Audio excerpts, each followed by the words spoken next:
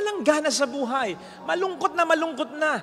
Nawawala na ng pag-asa. O hindi ba katangahan yan? Bakit katangahan yan? Ang buhay ba ay yung bagay lang na yan? Yung kapangyarihan lang na yan? Yung kayamanan lang na yan? Ang buhay ba ay yung tao lang na yan? Ang Diyos ang ating ipagyabang. Upang sino man o ano man ang mawala sa atin, hindi tayo makaramdam ng kawalan. Minsan po ay sinasabi natin o naririnig natin, huwag ka ekang magyabang kung wala ka namang ipagyayabang. So ibig sabihin po ba nito, pwede na tayong magyabang kung meron tayong ipagyayabang? Depende kung sino o ano ang ating ipagyayabang. Sa ating unang pagbasa ay sinasabihan ni San Pablo ang mga taga-Korinto na huwag ipagmalaki nino man ang nagagawa ng tao. Sapagkat bago dito may mga nagmamalaki. Kami kay Pablo, kami kay Apolos, kami ay kay Pedro. Kasi parang sinasabi sa kanila ni San Pablo, hindi kaya bang-yabang yung mga sinasabi ninyo? Hindi worth it na ipagyabang ninyo ang sino mga tao. Totoo naman, sino mga taong pinagyayabang natin? Sige nga, gaano man kalakas yan, hindi ba hihina yan? Gaano man kayaman yan, hindi ba maghihirap o mababawasan ng kayamanan yan? Gaano man kasikat yan, hindi ba malalaos yan? Hindi ba makakalimutan yan? Kaya nga ang sabi sa Bible, napakalaking katangahan, kahangalan, kung ibibigay natin ang ating tiwala o trust sa sino man. Sa sino mang tao sa mundong ito. Sa kakayanan ng tao, sa lakas ng tao, sa galing ng tao, hindi maaasahan ito. Kahit nga anumang bagay diba? Anumang bagay ang meron tayo, name it. Hindi ba mawawala yan? Hindi ba masisira yan? Hindi ba natin iiwanan yan? Father, ang sabi mo kanina, pwedeng magyabang. Depende sa kung sino o ano ang ipagyayabang.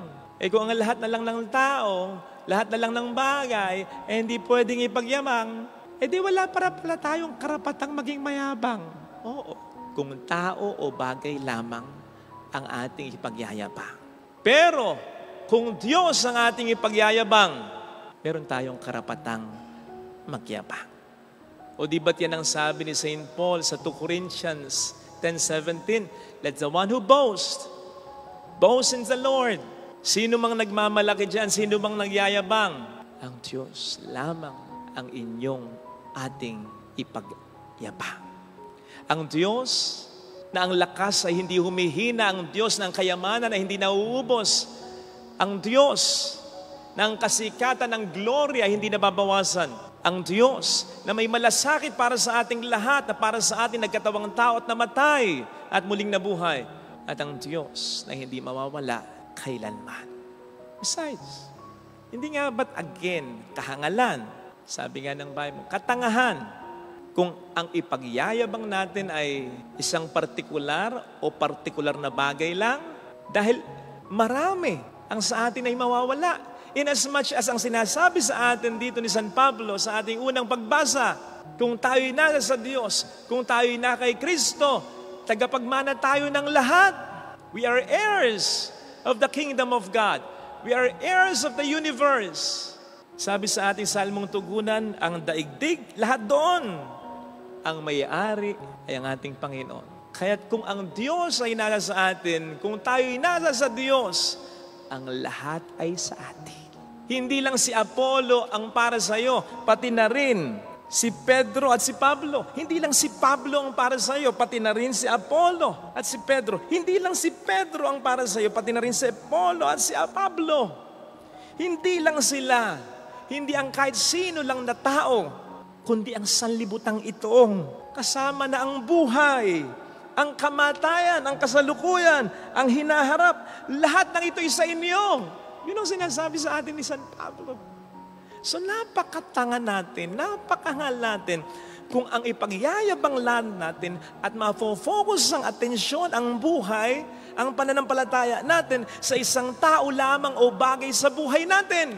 Sapagkat ang hindi natin nare-realize sa ginagawa natin yan, napakarami ang nawawala sa atin. That is, kung ang Diyos ang siyang hindi natin ipagyayabang sa buhay natin.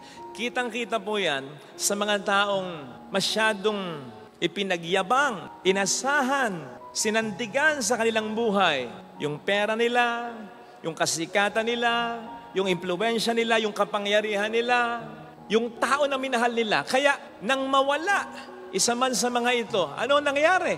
Wala lang gana sa buhay. Malungkot na. Nawawala na ng pag-asa. O hindi ba katangahan yan? Bakit katangahan yan? Ang buhay ba ay yung bagay lang na yan? Yung kapangyarihan lang na yan? Yung kayamanan lang na yan? Ang buhay ba ay yung tao lang na yan? So nakikita po ninyo, napakalaki nang hindi natin nare-realize na nawawala sa atin kung mafo-focus lang sa isang tao, sa isang bagay. Ang hopes natin, ang pagmamahal natin, ang pananampalataya natin, kaya't sila lang ang ipagyayabang natin. Ang ipagyabang natin ay ang Diyos. Ang relasyon natin sa Kanya. Sapagkat kapag tunay na mangyari yon, hindi tayo mawawalan. Kahit pa tayo mamatayan. Di ba't ang sabi ni St. Paul sa ating unang pagbasa, kahit ang kamatayan ay inyo. Kung tayo na kay Kristo, at kung ang Diyos ay nasa sa ating mga puso, maging ang kamatayan ay magiging servant ninyo. Maging ang kamatayan will work for your favor, in your favor. Sapagkat alam naman natin, kung tayo na kay Kristo, kahit pamamatay tayo, kahit mamatayan tayo, kahit pamawalan tayo ng anumang bagay sa mundong ito, ibabalik sa atin itong lahat ng Diyos. Hindi tayo mawawalan Hindi tayo magkukulang kung ang Diyos ang siya lamang nating ipagyayabang. Nakita po natin yan sa ating ebanghelyong napakinggan. O diba? Magdamag na ng huli ang mga bihasang mangingisda sa pangunguna ni Pedro. Wala silang nahuli kahit isa. Kaya very down sila. Lungkot na lungkot sila. Hindi maipinta ang mga mukha nila. Sapagkat yun ang kanilang yabang Yun ang kanilang inaasahan nawala. Ano na? Wala na. Until Jesus made them realize, Pedro, kapag ako ang nasa buhay mo, kahit anuman o sino man ang mawala sa'yo, hindi mo mararamdaman ang kawalan nito. O anong ginawa ng ating Panginoon? Isang matinding milagro. Iniutos lang niya o ihulog yung lambat, nakahuli na sila. Sapagkat kung ang mawawala sa atin ay tao lang o bagay lang, isa lang ang nawala, pero hindi ang Diyos na pinagmumulan ng lahat ng biyaya. Sabi nga natin, di ba? There are many fish in the sea. At ganun din ang sasabihin ng Panginoon sa atin, if we really have a deep and strong relationship with Him, ano man ang mawala sa atin, sino man ang mawala sa atin, pwede niyang iparamdam sa atin, marami pang paraan para makahuli ka at ihuli kita ng tao o bagay sa karagatan ng iyong buhay.